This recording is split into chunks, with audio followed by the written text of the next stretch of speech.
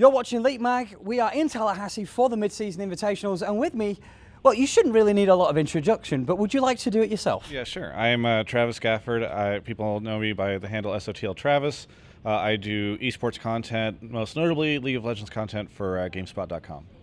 And we're in a bit of an interesting situation here because normally you do the interviewing. Yes. And we're going to turn this around somehow, and I'm going to see if I can throw some like really unfair questions at you because it's fun. Yes. First of all, I mean, you've kind of become a bit of a personality within the area, and for a media that's normally focused on the players, that's not focused on all these things, how does it feel to suddenly have it focused on you? I mean, it's an interesting thing. I think it's kind of grown over time. I've kind of gotten used to it, so there's not like a moment where it's like, whoa. But I think it's really nice to be able to try to provide like an additional voice to the scene, because obviously you have sort of like the players and you have the organizations, and then you also have Riot and sort of their casters, and there's very few people that sort of sit outside of that in the scene. So I try to utilize that to sort of give like that third point of view. Well, that's actually a very interesting point because, I mean, normally if we look at sports, the only people talking about sports are from the outside. They are the third point of view, so to speak. And we're talking about this being an e-sport. We're talking about this being like a real sport, and we want it to be taken seriously. And yet, all the people who talk about it have a vested interest in pushing a certain angle. Where's your stance on this? I mean, if we're just going to skip past all the who are you and blah, blah, blah and go straight into it, what's your stance on the actual journalistic aspect of esports? Because, I mean, is it a bit lacking? Is it a bit whatever? If you're the only real face so far that does it to a large extent, does that say a lot about the actual state of esports? I think it says probably a bit about just the rapid growth that we've seen in the industry. I mean, obviously there's a lot of different personalities in the different scenes and multiple in League of Legends as well, but I do think that if you look at the rise of the leagues and the developers and publishers, Riot, for instance, and you look at the rise of the organizations, you've got really big names out there like TSM and that kind of thing. We have not really seen a point yet where any journalistic outlet can really sort of stand up to any of these guys, which is an unfortunate situation, I think, because there's a lot of different factors in that. A team can do an interview with one of their players and it can go to Reddit the same way that mine goes to, whereas like in traditional sports, media outlets are a necessity for getting information out there and for getting exposure and that kind of thing. So I think that, the journalistic side of the industry is kind of lagging behind right now. And maybe that's my fault. Maybe there's a lot of different things there. But I think that it's something that I think more people should hopefully notice and maybe start to consider. And maybe we start to see new faces come into the scene and that kind of thing. And more companies like CBS Interactive come into the scene and start creating content. Well, that kind of brings me. So you mentioned yourself, like the role you play in this. With that in mind, is it like you've got a reputation for being a bit more, actually catering a bit more to the person when you interview, instead of watching people as a mid, you'll look at Faker and say you're Faker. So I mean, is that like a choice, or is that, I wouldn't say is that who you are? Because that'd be a boring answer as well. We don't want that. But is that like an active choice that you choose to, if nothing else, cover the angle that you can, that the teams obviously won't do themselves? Yeah.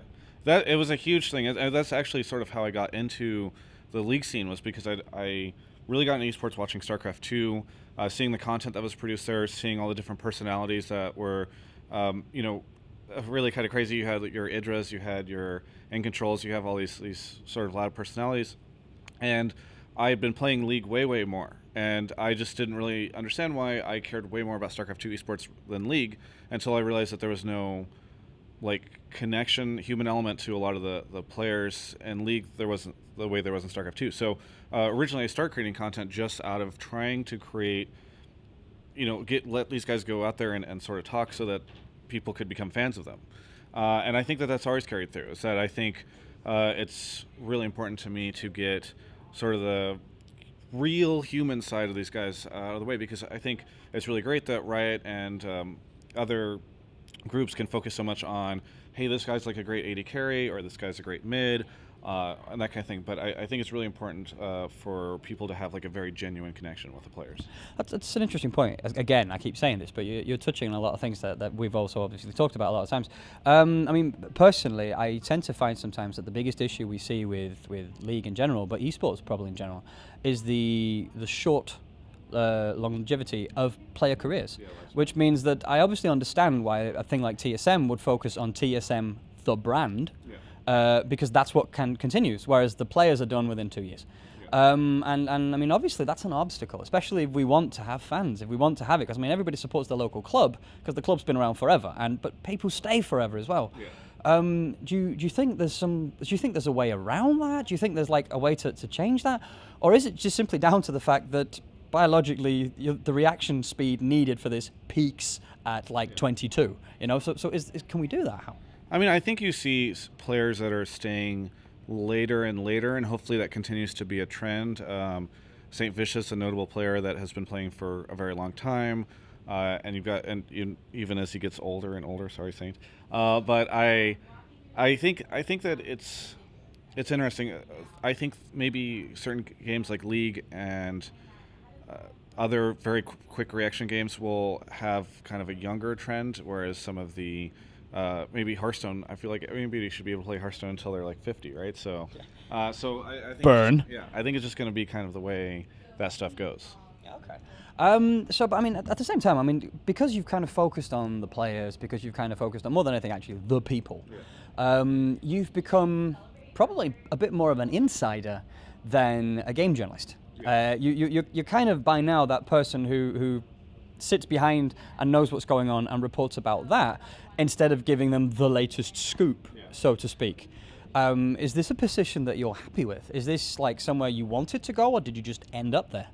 I mean, it's a little bit of both. I'm happy with the place that I'm at. I think that the industry and the scene benefits greatly by having a diverse set of personalities and a diverse set of people. Some people that are completely fine burning all their bridges, and that's the role that they've taken, right?